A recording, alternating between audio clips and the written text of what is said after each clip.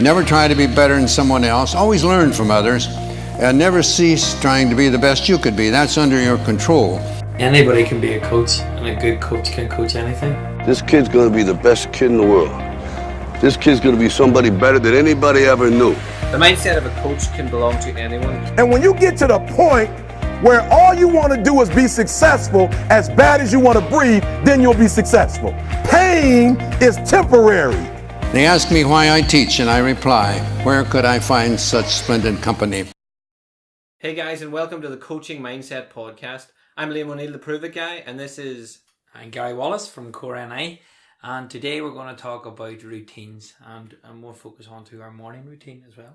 Yeah, I think everyone has a morning routine, or else everyone thinks that you should have a morning routine, which we both agreed that that's a good idea. We're going to start with yours first, I think, because you're the one that has the main morning routine. So do you want to give a brief description of why do you think morning routines are useful, first of all? I think they're more useful in the fact that I didn't have a morning routine. I used to take my boot camp and I would have been up in the morning by 6 o'clock and hit the snooze button, and then eventually going out at 6:10, rushing to the class. Maybe just by getting it set up, people starting to come in and you weren't really prepared, and you just knew that had an effect on the session at times. Especially when most of the people come to your session probably did exactly the same thing. Yeah. Like, think about it on Facebook. How many times do you see people with screenshots of their wake at 6, then snooze for 15 snooze buttons, and then they're getting back in? So I think the snooze button's a terrible invention, but that's just my opinion. Yeah. No, it was shockingly is you would all see, and you'll see so many of them people coming in at 20 to 7 and stuff, and they're just like so drained, so down. But my morning routine actually came from reading a book called The Miracle Morning. The Miracle Morning. The Miracle Morning. So yeah, in it was like a 60-minute routine in the morning where you worked on obviously getting into those into your routine in terms of your mindset, doing a bit of exercise, looking over your mantras, different things that for me when I first looked at it, goes, I can't do that. I'm not going to do that. Yeah. Whenever you say exercise, obviously your morning routine doesn't mean like you wake up, get straight out of bed and do a 30-mile run or anything like that. No, the thing is, when people say exercise, they think, all right, I need to prepare, I need to get to the gym, I need to get up a sweat, I need to do nothing, so on, I guess. But my morning routine exercise-wise is doing 10 minutes of yoga. Yeah, just waking up the body, getting it moving. So it is that, and I know another guy too, a friend of mine, who started off, he now gets up in the morning at 4:30 in the morning. What he does, he just gets on his clothes, gets on his coat, and it doesn't matter the weather, he just goes for a 5-minute walk. It just clears his head, and then he's able, in that 5-minute walk, just to focus, connect to himself, and then he's ready to attack the day. Yeah, you're able to, in that 5 minutes, you're able to set up what you're going to do, whereas when most people get up, they make their way sluggishly to the bathroom, and then like people already have, like I like that, like people make a sluggish way to the bathroom and they hate life and they're brushing their teeth and they're not thinking about what they have to do, but that is sort of a morning routine. It's just robotic. They're not engaged in what they're doing in it. Whereas your mate gets up 4:30, goes for a walk, he can think about what he's going to do the rest of the day and actually plan it out. So I think people realizing that they already have a morning routine, it's just not useful. Like their morning routine starts with a snooze button, starts with rolling out of bed and going and just about brushing their teeth and maybe not even eating breakfast and going and having a coffee or something. That's still a routine. It's just a terrible routine. Yeah, it's again going back to our mindset. Yeah. You know, when I was reading, if you do it, a lot of people will say to me, oh, I can't get up any earlier. I'm going to be so tired. I'm tired as it is. If you go to your bed the night before going, oh my God, I'm only going to sleep 4 or 5 hours. I'm going to be so tired in the morning. That's the last thought in your conscious brain. So you're going to be thinking that. And as soon as that alarm goes off, what's the first thought in your head? Yeah. I'm going to be so tired. Whereas if you wait before you even go to bed and go, I cannot wait to have the best 4 hours sleep. I'm going to wake up. I'm going to feel so energized. Practice this. Try it, because it does work. That as soon as you wake up and you go, okay, I'm ready.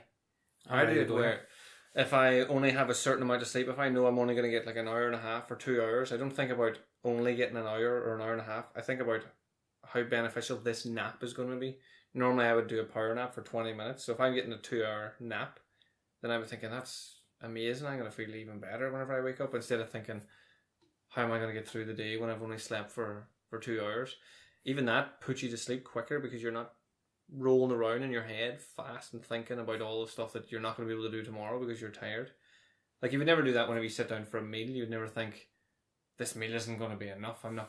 You would make a meal that's beneficial for what you need it for, or you would make enough food that it is enough, or you would know you could have a dessert, or you would know that you could just eat something else. So I think that your thought of going to sleep and just trying that and thinking that it's going to be a great sleep, even if it is only an hour, you're still going to be in a better frame of mind for whenever you move on, instead of thinking this is going to be terrible. No, definitely. And the other point we talk about the snooze button, and I've started to do it now, and it's been a massive changer, is I charge my phone. My mobile does not come into my room. Once I go into my bed, whoever needs text, or if I'm on Facebook, whatever, then it's right, gone. Yeah. I leave it outside the room. It's charging. If when the alarm goes off in the morning, I have to get up. I have to get out of bed. And once you're up and you've taken that first step to get out of bed, then you're winning. Yeah. You know, and again, then with that mindset in terms of I have slept well, I have had a great night's sleep, you won't feel tired. Like when I did it at the start, hands up, I was tired. I thought, oh my God, I can't do this. But after now, actually I wrote maybe when we get up in the morning, I write on just a wee journal, just a wee, what I'm going to do for the day, how yesterday went. Really, really simple. Whatever comes into my head, I put it down on paper. But I also write what day I'm on, and I'm on now day 32 of this. And after 28 to 30 days, anything becomes a habit. So now it's just getting easier. So they tell us, but you can create a habit immediately if you have enough focus and you want to do it. Like the days aren't important. If people start counting days, then they're gonna, and they miss a day, or they have some reason, like say for example your alarm doesn't go off because your phone just didn't work because it played up, and then you think, oh well, I was on day 30 and now I'm way back to the start. It's not the same. You're still learning these traits as you go along. So whenever you mentioned they're writing in a journal, do you think that would be beneficial? Because that's something I would get a lot of my clients to do in general. Just like a lot of people, if you ask them how you feel, they don't know how they feel. How do you feel? I feel shit. What does shit feel like? Just, you know yourself, like an Ireland thing, you know yourself is the response. So I think getting people to write in a journal is important so that they can see how they feel, or they can look back over the week and then go, oh well, every time I don't sleep well, that day doesn't go well. So then whenever you realise what's causing your ill feeling or keeping you back, then you can start to make changes there as well. What have you noticed in the 30 odd days of doing a journal? I think the best thing is that people probably don't go back and read over it. And it was funny, I was in another podcast I was listening to, somebody said, I think it was Tim Ferris actually, he turned around and goes, he records everything, but it's interesting when he goes back and reads it, he's like, wow, I was actually there at that stage in my life. And even I remember always having this wee book, and I wrote it in a few times and I didn't keep it consistent, but even having that little bit wrote down where I wasn't consistent, it's always good to go back and go, right, well, that's where I was in my life now, and here's where I'm going. And it gives you a bit of satisfaction, but it could also like reignite or retune and go, right, well, look, I've been here before. Yeah. You know, so what do I have to do to whenever I was back in whenever to get there? And reading through that, you will pick up, like, well, I suppose, some golden nuggets to go, okay, right, yes, yeah, I can do that. You're reminding yourself how you got through tough times in the past, or how you created a good habit, like drinking water every day. Like some people think I can't do it, it's impossible. And you're like, well, just cut one of your cups of tea a day, turn that into a cup of water. Like it's easy to do. It's not hard if your focus is that you need to do one a day. So even the breathing practices that I would teach, I would say to people, do 3 sets of 36 once a day. So they can be used to, like I use them in the morning to set me up for the day, but I also use them at night to get me ready for sleep. And I use that by telling myself what I want to achieve from the breathing. So tonight I'm going to do my 3 sets of 36 and I want to be fully relaxed and ready to go to sleep. So then they've no excuse. You can do it lying in bed. So if you get to your bed and you think, like say if it was 100 push-ups, you get to your bed and you think, oh, I didn't do my 100 push-ups, I'll just do them tomorrow. Whereas with breathing, even just one small thing like doing your breathing, you lie in bed and you go, oh, I didn't do it, I'll just do it now. It takes less than 5 minutes. You do it there, and then at least the next day you wake up and you have achieved one thing every day.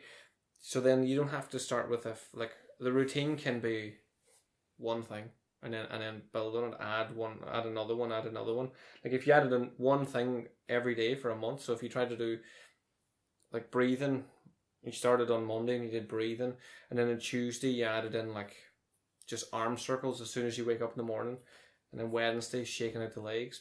By the end of the month, you've added 30 wee things to your morning routine that's going to actually be useful rather than we talked about that before too. Well, it was the kernel. Is that about when you get up in the morning, first thing you do is make your bed? Yeah. You know, we talked about the hygiene comes to that then too, but if you get up in the morning, you just make your bed. Because once you make your bed, then you know that that's a task done.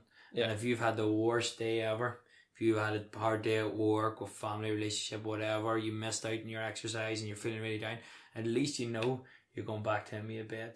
And you can be very grateful for that. You know, it can be something that small that could make you smile. Yeah. You know, you walk into that room and there it is, it's made. People can take a lot from that. And that's again your first task. You're reminding yourself every night too when you get there that, oh, I achieved something, I made my bed. We talked about the hygiene. I make my bed in half. The bit that I lie in, I sleep in the one spot. So I leave it open so that it can be aired. But it's not important. That's still, in my head, it's still made. The bed's made. It's just made to the side rather than... Yeah. There's different ways to do things, isn't there? Like, there's no way's the right way. Yeah. But as long as you have that in your head that, as you said, you made your bed to suit the way that you feel you want to make it. So that's a task done. Task complete. Yeah. You know, but yeah, the morning routines and everything goes along with it. But also then very interesting is your side too of the nighttime routine that you have. I have a morning routine, but my nighttime routine to me is more focused. I started a long time ago. I started with meditation. I would meditate. I wanted to see if I could do 10 days in a row of a 5-minute silent meditation. So I'm just sitting, eyes closed, 5 minutes. I do my 3 sets of 36 fire breaths just before that. And then I just see what happens for that 5 minutes. And then after 10 days, I thought, I always do this. Whenever I set a wee challenge, I always do it like in wee increments, but they get ridiculous. I went from 10 days, and once I did 10, I thought, I wonder can I do 100? And then halfway to 100, I decided, I bet you I could do 1,000. So I did 1,000 days in a row of 5-minute meditation, and I added stuff to it. So I do a 5-minute meditation, followed by a 20-minute walk-through meditation, and then I do the relaxed procedure that I would teach people. So it's the last thing I do at night. So it takes about 40 minutes by the time I'm ready for bed. But that means that when I started that because whenever I gigged or when I worked in bars and things as well, I would come home and my ears would be ringing and I'd be buzzing from chatting to people. And I needed a way of switching off. And I used to use like Family Guy. But you're still going to bed then. You're thinking of, it's not the same. TV's not the same. So I'd turn everything off and I would do the meditations. But after 1,000 days in a row, I just stopped counting. I have no idea. I've just been doing it since. I don't know how long it's been, but I know that no matter what happens in my day, my day is going to end the same way. No matter where I am or whatever time. Like if I'm gigging and I'm back at 4 o'clock in the morning, that's the end of my day. So I'd still do my stuff. So whenever you have a nighttime, like it gets you to switch off. A lot of people will talk to me about sleep. They're having problems sleeping. The first question I ask is that how's your mind whenever you're trying to get to bed? And their mind's going 100 miles an hour. Or they do, I think you made a point there which is very important. Leave your phone outside of the room. Yeah. Like there's very few people that need their phone. Like people on call need their phone, but everyone else doesn't need it. And if you're going to sleep, sleep's important. So if something did happen that someone rang you at 2 o'clock in the morning, what are you going to be able to do anyway? And then you're not going to sleep the rest of the night, and then you're going to have to try to deal with that the next day whenever you're tired, at least. Like whenever you put the phone out of the room, or at least out of reach, so you have to get out of bed to get it, you're not going to bother getting out of bed whenever someone sends you a Facebook tag and it's like 2 cats running up a tree or something like that. Turn your Facebook notifications off from now on as well too, because that's go back quickly onto that point. It's just that once you open that up, before you know it, 20 minutes gone. Yeah. You know, so yeah, it's getting on Facebook and all. It's just before you try to sleep. Like most people can't sleep. What did you try to do? I rolled about 6 times, and then I just went on Facebook because I couldn't sleep. Like Or you send a snap to everybody to say, "Oh, I cannot sleep." All right, And then good to know. and then you're reaching people that can't sleep, and then it becomes a vicious cycle. But what you want to be doing is, like, if you can't sleep, then get out of your bed and go and read a book for a couple pages, or go and have a glass of water, or something that changes the mindset of where you are at the minute. I'm in my bed, I cannot sleep, it's the bed's fault. So you leave, you go and sit down, you read to your couple of pages, you get a wee bit tired again, then you go back and try it again. But if you have a routine at night, like I said with my meditations, or even just writing in your journal at night before the next day, then it helps set you up for a better night's sleep. Same as the morning routine helps you set up for a better day. Yeah, we all probably do have routines. Like even my nighttime routine now is that the phone stays outside the room, but I also set my environment up well. The house can get warm, but I always turn my radiator off or down really low in my bedroom, so I know that it's cold, so my body temperature doesn't have to try and cool down. And that's why some people toss and turn in bed because they're too warm. Yeah. So the body won't switch off and they won't sleep. So I at least turn that off. Try and sleep in a back cave. Always say, just as dark as anything. Don't have a TV in my room anyway. But even if your TV's on standby, turn it off. Yeah. Because you're trying to relax the mind here, but it can just focus on that light. TV in the bedroom is the number one relationship physical activity killer in the world. Heard it here first. Well, I heard it somewhere else, but this is where this is why you should tune into our podcast. Yeah. You're gonna get all this good information. it's one of the things I advise couples when I work in couples all the time. Whenever they complain about that side, do you have a TV? Yeah. Is it in your room? Yeah. Put it in the bin. Like literally the bin. It's more important that you don't have that in there. The bedroom should be for sleeping and relaxing and whatever else you want to do that's It helps you relax and sleep after. Yeah. Like if you're going in and you've been on Facebook in your living room all day, then you go to bed and you go on Facebook, then there's no mental switch here. Like think about it, whenever people have babies, they freak out about routine. Why do they do that? Because babies need routine. Adults, humans, we all need routine. So you make a routine for a baby so it knows, all right, I'm in the cot, I'm supposed to go to sleep now. And then if it cries and you keep picking it up, then it knows, oh, if I cry, I can get out of this because it's born in a cot. Whereas if you just leave it, it'll go, right, maybe I should sleep. And then it just knows this is where I sleep. It's the same as they have a cup for drinking out of. This is my cup. Adults all have that, but we're not as aware. Like how many people's houses do you go to they have a cup? Oh, this is my cup. Yeah. Well, like, that's my chair. It's my chair. You can't sit in that chair. That's your daddy's chair. I know. I have a chair. Like everyone that comes to my house just knows I have a chair, and I don't even speak, not out of rudeness, but when I come into the room, everyone just gets out of my chair and sits somewhere else. Obviously, I won't make them sit on the floor. Are you like a king or something when you walk in? Like, is that pretty much? Huh? You just I think that stems from doing so many years of kung fu. So when you do martial arts, you learn about respect and things, but when you do kung fu, they have a hierarchy and weird respect. It's not really respect. It's like you're you're better than me, so I deserve to sit in the front of the car. I deserve the chair. Because I lived that for so long, I was just taught that's the way it worked. That some of them things fed into my life, so I had to make a lot of changes whenever I first got into coaching people, because I had that sort of air of, oh, well, they're not the level I'm at, so I'm better. Whereas now I don't. I believe that anyone that knows one thing more than I know, they can teach me, so I can learn from so many different people.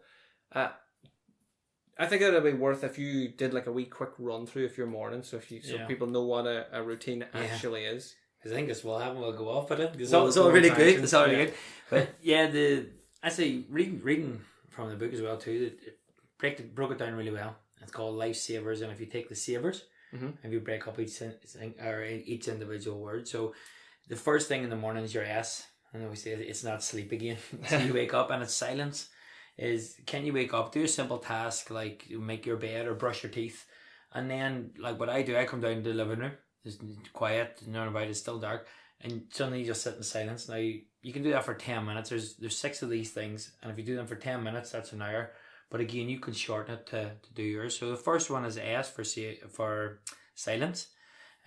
Next one is A for your affirmation. So you're talking about, repeat to yourself something that you think that that you're going to do, something like your mantra, like about how you're going to do it. And once you get into this, some people may listen and go, oh, I'm not doing something like that. Yeah. But it's really, really important you get in. And that has to be specific to you. Have you an idea of an example of a mantra for people that don't know what mantras are? Or So you could wake up in the morning. Mine's is very simple, is that I'm strong, healthy, and wealthy. Yeah. And just you could repeat something like that. I am strong, healthy, and wealthy. Or it could be something like, today I'm going to do a positive act, or today, you can pick small words that are really, really important to you. Yeah. And you do it. So that's some sort of a mantra like you can work on. Like Mine's is very basic. Mine's is just I'm great. Yeah. And I repeatedly shout it, and I'm normally doing it in a power pose. But I think it's important. It doesn't have to be a mantra as in like, I'm going to achieve this and this in 2018, because we're coming up to the new year and people are going to start to make like real elaborate goals. Whereas like you said, you can say, I'm going to do one positive act, or I'm going to make my bed. Like you can get up and then I'm going to make my bed every day this week, and then just that could be your mantra. Sorry, I'm interrupting. Yeah, no, that's good. Because then it adds on next. The next part is your V. So it's visualization. So once you've said that mantra, then you can start getting into the specifics. So you can start saying, visualize that house, or visualize that car, or visualize that awesome body, or visualize as a coach that you're going to open up this new gym. Actually visualize that in your head and be specific then.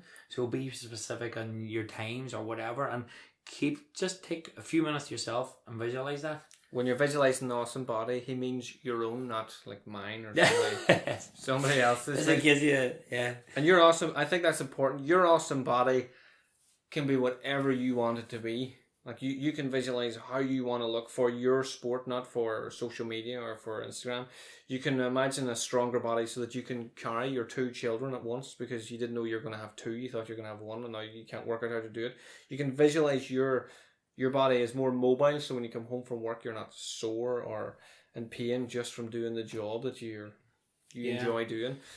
Well, that's true. And it goes to add on to that is that I remember for me, 7 years ago actually, I had needed to go for a back operation, and it wasn't really that I thought, I'm going to take this serious. It wasn't until I lifted up my son one day, and I was like, I am going to be able to lift you up without any pain. Mm-hmm. So I am going to get this right. And that again was without me knowing everything that I know now. I set that in my mind. Yeah. It's just something's right. I'm going to do this for you. So that's the V. So the E then goes for your exercise. So you go do some exercise again. Like I turn on YouTube and I follow Yoga with Adrian or Adriana or whatever. She's very good, but anyway. So she's very good. So you just go and you do that, and again, it could be, you could turn around and go, I'm going to do 10 press-ups, or I'm going to walk up and down the stairs 4 times. Something doesn't have to be simple. You don't have to get changed for it. You don't have to do anything. You're in your own house, your own environment. And then the next one is read. So take the time and read. Read a self-help book. Read something that's going to actually empower you or give you some extra knowledge. Again, you could probably find a lot in one page. Then the last one then is your S for scribe. So don't you had to say scribe because it's fit into the lifesavers. Yeah. So writing something down and again getting all information out. So lifesavers, if you take the savers, that's everything that's in there. And again, that's my morning routine now, and I'm actually really enjoying it, and I've catered it to suit me. Mm-hmm. And some days now when I know I have to get up and I have to do something, or I need to go get on the computer before I go do boot camp or something, I can shorten that down. I still do it all, but I might do it for a minute or 2 minutes. I don't prioritize one over the other. I just do all of them a lot less, but still get them done. Yeah, that's brilliant. I think again, just given that example, will give people an idea of, like, it is easy once you start. Like, people are going to tell you it's hard, but it's not hard to follow a negative routine in the morning. So why not add some goodness to your routine instead of trying to rely on coffee or some other stimulant to get you through your morning and through your day.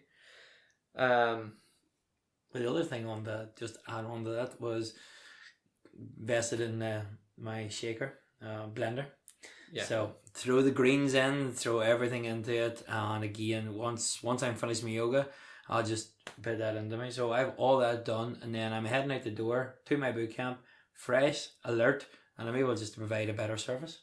Putting greens in your smoothies is important. I think everyone should do it. And just add a lemon, and a lemon will hide all the greens. So I feed... My mum will probably not... point. Thank you. My mum will probably not listen to this, but my mum can't have a smoothie with like spinach in it or any of that stuff. But she has one anytime I make it, because I just throw it in, and then the lemon covers the flavour. So she doesn't like any of that stuff, but she's still taking it. I would say that to everyone, because people tell me all the time they can't get their kids to eat greens. They can't get themselves to eat greens. Just drink it. And I get asked this question a lot. What do you do if your smoothie or your juice is disgusting? You just drink it and never make it ever again. Yeah, I drink it like the milk you used to get in primary school. It used to be warm by the time you got it, and you block in your nose and just sink it down. Like, people go out at the weekend and drink worse, so drink it down. Remember what you put in it, and just don't make that the same one again. And also, nutritionalfacts.org put a video up the other day that says that blitzing greens now is better for you than chewing them, because blitzing can make the cells even smaller, so it releases more nutrients. So try it out.